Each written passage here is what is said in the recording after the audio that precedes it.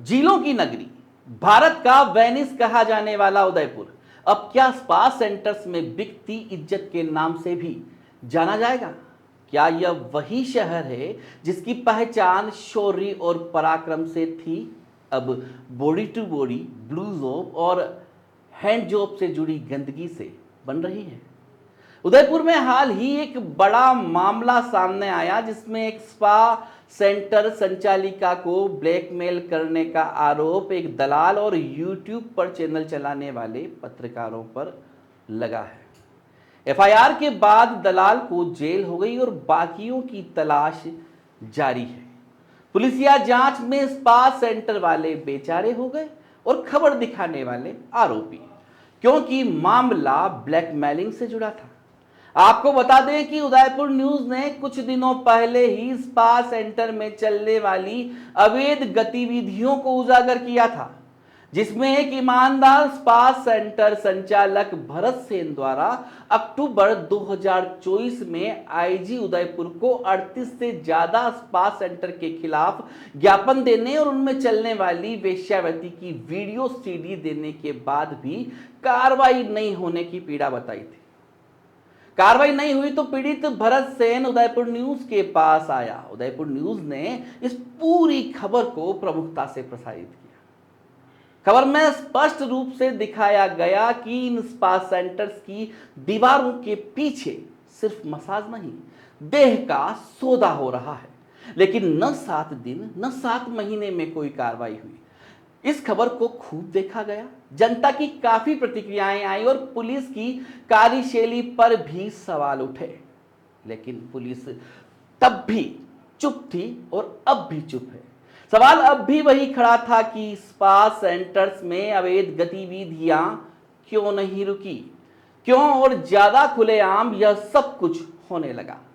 आम चर्चा में एक ही जवाब है, क्योंकि यह सब खेल माया का है, जिसके मक्कर जाल से निकल पाना कईयों के लिए मुश्किल है या किसी का भी ईमान खरीद लेती है। और यही वजह है कि उदयपुर में कुकुरमुत्तों की तरह स्पा सेंटर्स फैलते जा रहे हैं।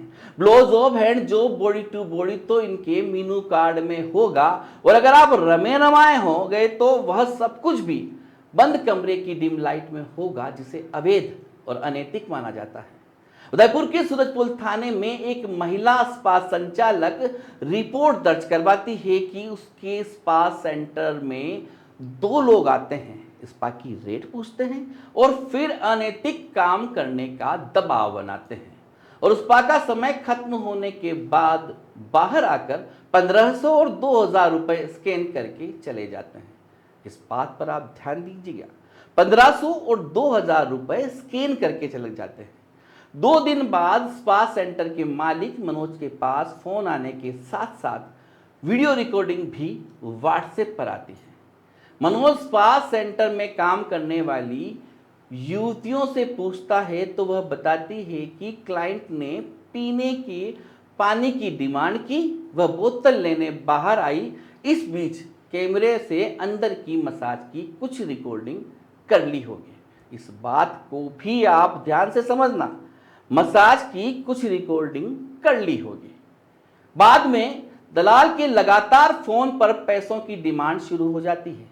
1 लाख रुपए तक मांगे जाते हैं और काफी परेशान किया जाता है। एफआईआर दर्ज होने के बाद घटनाक्रम में लिप्त दलाल को गिरफ्तार किया जाता है। रिमांड अवधि पूरी होने के बाद माननीय न्यायालय उसे जेल भेज देता है। अब तलाश उन 2 लोगों की है जो स्पा सेंटर में गए, मसाज कराई और वीडियो बनाए। यहां सबसे दिलचस्प बात यह है कि 45 मिनट की स्पा के 800 रुपए और टिप 2000 रुपए। यह तो गजब का व्यापार है। मतलब खाने की थाली 200 की और परोसने और बनाने वाले को 1000 रुपए टिप। चैनल की गरिमा को ध्यान में रखते हुए हम वह वीडियो तो नहीं दिखा रहे हैं जो आपत्तिजनक है, लेकिन वह बातचीत आपको जरूर सुना देते हैं जिसमें स्पा संचालिका, स्पा के मालिक और 2 लोगों के बीच बॉडी टू बॉडी की राशि के मोल भाव चल रहे हैं।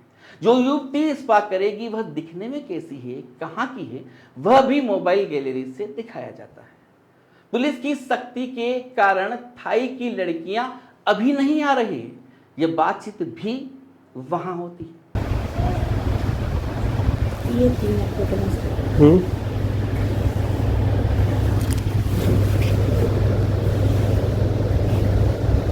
सर नहीं मुझे भी सर नहीं ये नहीं है अभी मैं बताती हूँ जो अभी अवेलेबल है वही बताऊँगी।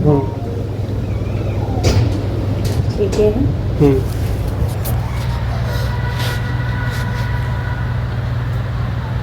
इंडियन कौन सा नोटिस कौन सा ये नोटिस चाहिए क्या लेंगे नोटिस नहीं बाकी अंदर का B2B वगैरह का होते हैं वो तो इनसाइड ही होगा ना सर नहीं बाकी अंदर का B2B वगैरह का होते हैं वो तो इनसाइड ही होगा ना सर वो तो इनसाइड ही होगा ना सर नहीं प्राइस ज़्यादा तो नहीं है नहीं बहुत ज़्यादा नहीं है सर रेगुलर प्राइस है हाँ रेगुलर प्राइस है ज़्यादा नहीं है 1500 तक हो जाएगा वो आप डिस्कस कर लेना सर 1500 2000 जैसा आप स्टाफ के साथ थोड़ा बहुत हो जाएगा कर लेंगे 1500 तक हो जाएगा वो आप डिस्कस कर लेना सर 1500 2000 जैसा आप स्टाफ के साथ थोड़ा बहुत हो जाएगा कर लेंगे 1500 तक हो जाएगा वो आप डिस्कस कर लेना सर 1500 2000 जैसा आप स्टाफ के साथ थोड़ा बहुत हो जाएगा कर लेंगे नहीं यहाँ का पैकेज 150 भी काम आता है क्या वहाँ पे जा सकते हैं ना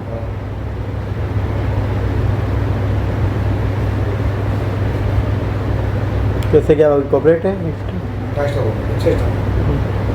कैसे वैसे ज़्यादा तो नहीं अंदर नहीं चलो उसके बाद का ज़्यादा लेते हैं अभी तो क्या है ज़्यादा 5-10 हज़ार पुराना जमाना गया हाँ B2B वगैरह के कितने तक B2B कितने तक हो जाएगा 2000 कम नहीं होगा थोड़ा अब रूम रहने आ जाओ बात पूछ लो हाँ आपसे बात करना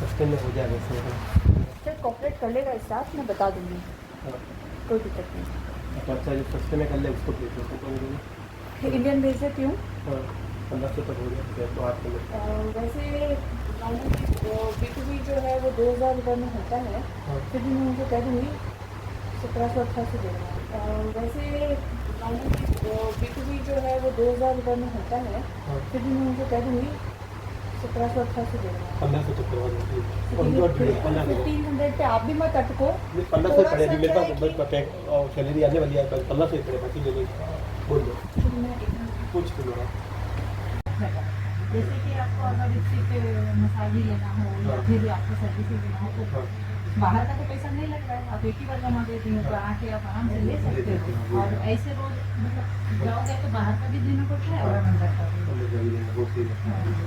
ले लेते हैं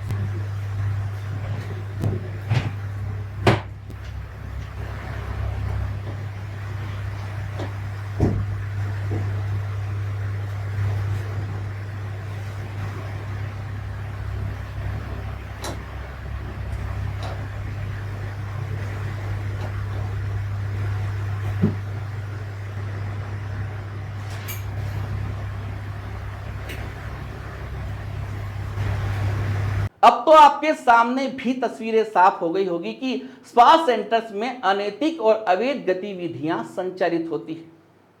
यहां एक और दिलचस्प बात सामने आई है कि वीडियो बनाने वाले रिपोर्टर ने पुलिस को पहले यह वीडियो भेज दिए और कार्रवाई करने की अपील भी की। चर्चाएं तो यह भी हैं कि वीडियो बनने और खबर चलने के बीच में 3 से 4 दिन का समय लगा और इस बीच बिचौलिए के माध्यम से मांडवाली होने लगी और मसला लेन देन तक पहुंच गया।